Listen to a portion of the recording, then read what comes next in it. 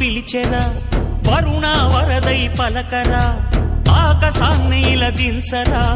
కురిసేవానగా మారని యాతన తీర్చగా మాతల రాతలు మార్చగా ఈ జలయజ్ఞము సాక్షిగా తలనే వంచరా మహారాజు తాని సమిధల్లె మారి నిలువెల్లా వెలిగెరా భోగాన్ని విడిచి త్యాగాన్ని వలచి తాపసిగా నిలిచెరా జనక్షేమమే తన సంకల్పముగా తన ఊపిరి హోమజ్వాలలుగా స్వర్గాన్నే శాసించెనురా అమృతమును ఆహ్వానించెనురా